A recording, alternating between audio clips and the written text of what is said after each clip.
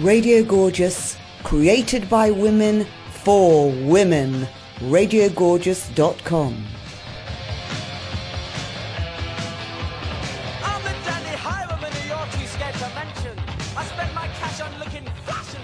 Last week I went to Dame Those MPs, a night of political comedy. Firstly I met Dr. Sasha Rakov, who is the director of Stand Up for Women, followed by Francis Scott, the founder of 50/50 Parliament. Here we go. Here I am with Sasha, who is the originator of Stand Up for Women, is that right? Did you invent it? I guess I did, yeah. Yeah. So it's all very exciting because it's about... It's all happening, isn't it? Yeah, I know. In a really beautiful room in Islington. Isn't it gorgeous? Yeah, it's really nice. Yeah. So there's crowds of people downstairs dying to Good, get oh in. my God, okay. Can you tell me who's on tonight? Well, we have Maureen Younger, who actually compares all female comedy nights across the UK, which is great to have her here. We have Chris Coltrane, who runs a comedy club called Lolitics, political comedy, and he has a policy of trying to have equal numbers of women as men. Sexist jokes, homophobic jokes are banned, rape jokes are banned, so he's one of our heroes. We have Suze Kempner, who stepped in at the last minute. She's an award winner. Who else do we have? Oh, Kate Smurthwaite, who's an award winner. She's a BBC comedy writer. She's on political shows as well. We're kind of rooting for her to become the next Prime Minister. She was on Question Time. She out Dimbleby. She was amazing. So just become a politician, please. So it's a great crowd. So is it a political motivation that's made it Stand Up for Women, or was it to do with domestic violence? What's the kind of reason you did it? I think it's to do with all of it and trying to be all-encompassing. Because I set up a group before this called Object, which is all about the porn as the norm, really, the kind of sexual objectification of women. It was just set up long before that was seen as an issue. It wasn't being talked about at all. Now it's sort of all over the press, thank goodness. So I kind of see everything as being linked. So you can't talk about domestic violence and then say, oh, but lap dancing clubs are just fine. You have to think about all the attitudes that come behind the motivation, the reasons why we have sexual assault, domestic violence, stalking, violence. It's because of attitudes. So I really want to stand up to for women to try and encompass all of that and bring that all together. And it's not only just women you've got on tonight. Oh God, no! But no, it's absolutely about having men on board. I mean, Jack Whitehall headlined at our last show, so bring on the guys. Yeah. Now, you've hooked up with 50/50 Parliament. In what way are you completely interlinked in the way that you've got the same views? Oh, I don't know. I'll have to ask them.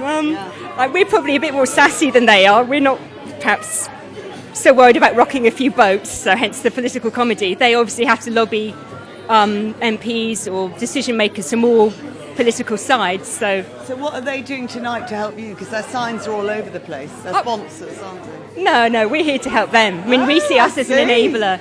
We want to try and promote women's groups. So the reason for putting on this show is, a little bit of a gathering. We're getting it filmed by 50/50 supporters. So we're going to have a little showcase. Well, lovely to meet you. You too, thank you. Can you tell me, is Frances here? Because I'd love to have a quick word. Frances, yes, she's probably running around. Frances is behind that big sign. There's a moving sign. Hi, Charlie. Hello, how are you? I'm really Charlie, good. supporter of Radio Gorgeous, supporter of 50/50 Women, supporter of Stand Up for Women. Yeah. And you're filming everything tonight. Yes, yeah, I am. You're running around with camera. Very I thought after I spoke to you about representation in Parliament, we should do something about it. And then I joined these guys quite soon after ranting to you about how not enough women are in Parliament. So and how's it going? Are you going towards becoming an MP? Well, I've just worked on a documentary with Joey Essex about the election campaign. So I've been working I saw that all over the media. Yeah, I just finished working on that, and that's going to be out just before the election. So I'm doing some TV about it at the moment, but maybe one day. Yeah, lovely to see you. Right, I'm going to go and grab Frances. RadioGorgeous.com. Yeah, there's this sign running around the pub, and behind it is a woman who I'm about to meet. And she is the founder of 50/50 Parliament. And it says on the sign 50/50 Parliament, petition online, ask for Drake to get better gender balance, 50/50 Parliament.co.uk. Hi, lovely to meet you. Hello, Radio Gorgeous. Lovely to meet you. So tonight's a great night, isn't it? I'm here Very with Frances. exciting. Yeah, you are the founder of 50/50. Yes. Yes. So how did you get together with Stand Up for Women, and what's it all about? Well, I was at 1 Billion Rising in 2014. It was the first time I'd ever wore the 50-50 T-shirt, actually, so I was feeling a bit nervous. Now you still got it on. Yeah, I haven't taken it off since. Anyway, and we were all dancing away in Trafalgar Square, and it was raining and stuff. But I'd taken a few T-shirts in my backpack, and people kept coming up and saying, "Hey, that's a cool T-shirt," you know. So I said, "Oh well," you know. I started handing them out. People wanted to wear them, and a whole group of us wore one. And a black woman came up to me and said, "Yeah, that's a cool T-shirt. Can I borrow it?"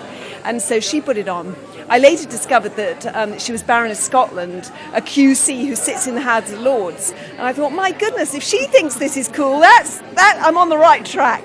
The point is, Sasha, who's running this event, took a photograph of us that day, and she tweeted it and sent it to me. And I was so touched. And Stand Up for Women sounded such a perfect name. That's just what we want Parliament to do. Stand up for women, get the bums off their seats, and start offering, a bit like the old Victorian times, start standing up for women, offer us your seats. We need seats in the House of Commons. It should be a gender balance. If we had a more balanced Parliament, maybe we'd have a more balanced society. So in a way it is political, but it's apolitical, because you're just saying whoever's in, you've got to do this. Absolutely. This is more important than politics. This is a human right. Paloma Faith, who supports us, she said on the Equality March, women's rights are human rights, and we have a right to be equal representation. Men and women's life experiences are different. Our responsibilities, our roles, everything about us, I agree with that. Is different. Yeah. And vive la différence. I'm proud of the difference. Yeah. We bring different things to the table, and we should have equal representation because of our differences. We need to draw upon diversity. Again, there's plenty of evidence that diverse boards, for example, lead to companies being more profitable by 5 to 6%. And, those are the kind of reasons we need women involved in Parliament. And anyway, Parliament's about running society. And women are 51% of society. It's our world too, Hang on, why have we got the extra 1%? I like it. I don't know, it's a biological thing. 50-50 is a basic biological binary, and we should be ruling the world together. As Nancy Astor said, she wanted to be an MP because she wanted the world to get better, and she figured it couldn't get better if it was going to be ruled by men alone. And as Emmeline Pankhurst said, we need to free one half of the human race, the women, to liberate the other half, the men. This is about building a better future for everyone. We need men and women forging the future together. So that's why we're campaigning. Sign the petition at change.org/5050 Parliament. It needs to go viral. I'm lost for words now. No, and also what's amazing about the women you talked about, that is not recent, those women. Those I know, women it's were so saying sad. That, yeah. Before the war. No, that's right. This is the whole point. This is a structural problem. It seems to be a structural problem. In my part, when I was a businesswoman, I was in operations analysis. That was my job. I used to analyse operations and stuff. And it strikes me, looking at Parliament, as you say, women have had the vote for 100 years. But in fact, women's involvement in democracy is kind of embryonic. Democracy is around for 2,000 years or so, but it's very new for women, and all the structures that have been devised for men, with men in, so we need to look at it completely objectively and think, if we were designing democracy for women now, how to involve women completely, how would we do it? And there are many options. Do you think the House of Commons will have to change? Well, yes. Because it is a boys' club. Well, quite. I mean, even, the way it's from the UN, Ranjit Manju from the UN said we have a sexist old boys culture in the UK. We live in this bubble. We think we have equality, but the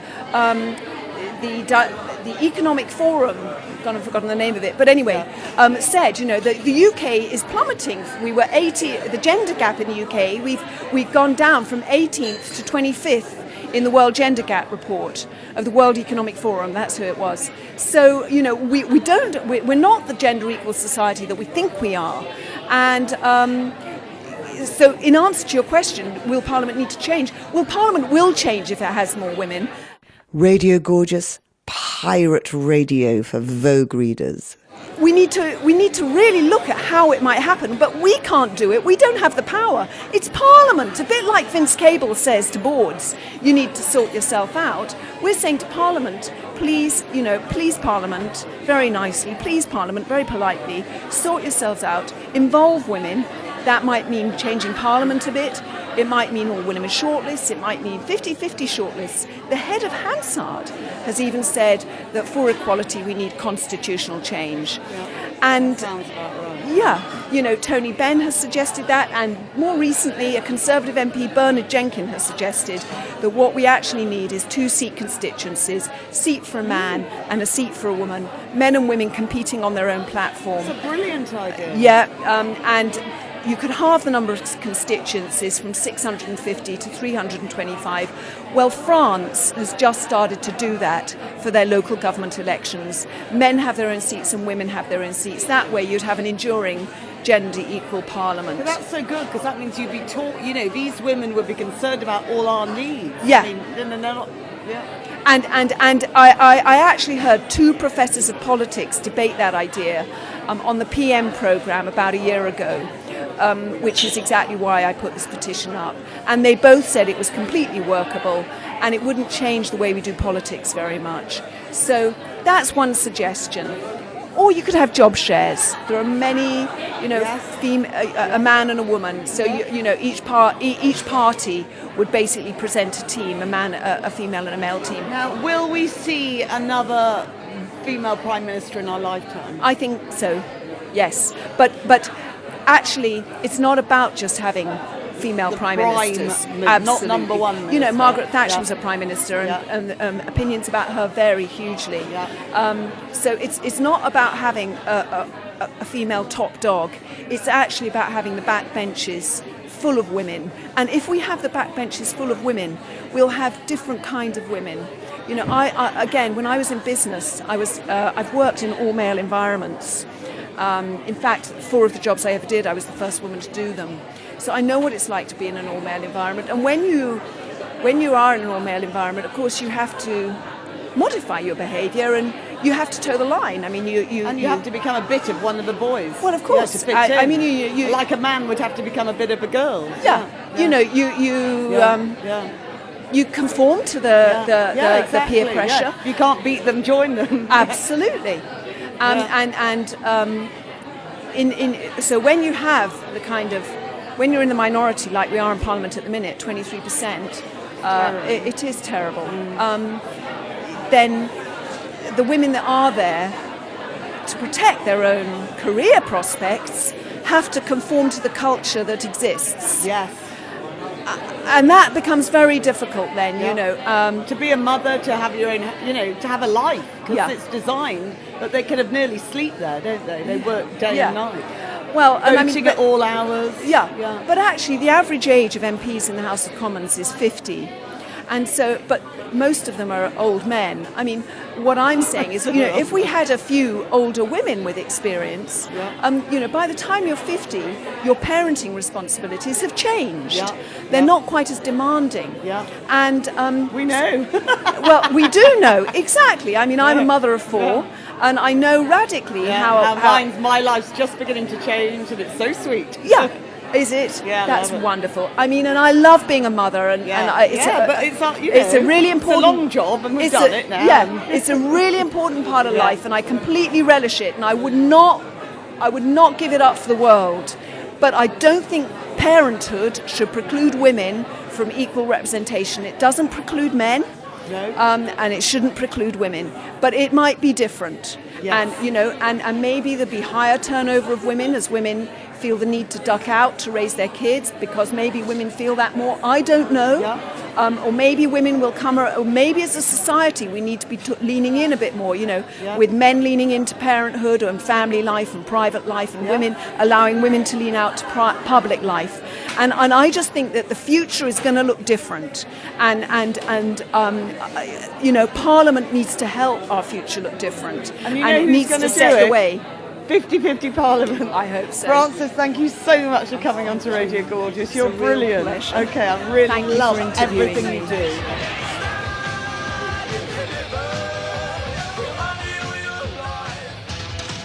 Radio Gorgeous. Now here's a chance to hear Suze Kempner in the character Valida Idea. So obviously fashion is my passion and I'm here to educate and entertain. Edutain. Okay. I love language. My singing voice, it's how I actually sing, but it's been copied by a lot of people, and I have trademarked it. It's called John Lewising.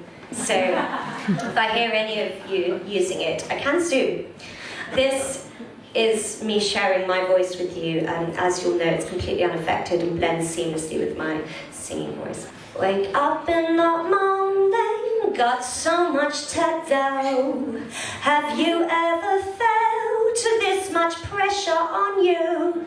Probably not. I have to come out with 5 minutes of new content every week for my subscribers. It's a lot of pressure. And lastly, let's have a listen to Kate Smurthwaite. Thanks so much for standing up for women. Yeah, it's lovely. We've had so much talk about feminism already. I also describe myself as a feminist, and I know you will have had this experience. When you do, there's always somebody in earshot who does a face, isn't there? Look, I'm all in favour of equality. Just not really comfortable with that word. And you're like, that's what the word means. It's a little bit like saying, I really like hardened milk, but could we stop saying cheese? I'm having a lot of difficulty at the moment with the whole, I'm not a racist, I just hate people from overseas business. So I'm like, again, a dictionary required, which is weird because most of the policies, like most of the parties, their main policy these days is us, racist? I don't think so. The more you say it, the worse it gets. A cat's penis has over 100 backward-facing barbs on it. It's like it's one of evolution's cruelties, right? Once that thing is in, you pretty much cannot get it out. That's why if there are sort of stray cats fucking in your garden, the poor little female is probably giving you, ow! Ow! Like, it's horrible. It's one of nature's cruelties. But my point being that once you're in, you cannot get it out. And that is like the Daily Mail website, isn't it? You think you'll just click on that one fucking article, and the next thing you're going, oh, Kate Middleton sneezed. Why are you clicking? What's wrong with you? Get out, your friends. There's a part of this sunshine. Not going to happen. You're angry. This is a Radio Gorgeous production for RadioGorgeous.com, produced and presented by Josephine Pembroke and beautifully edited by Ella Gray Thomas, 2015.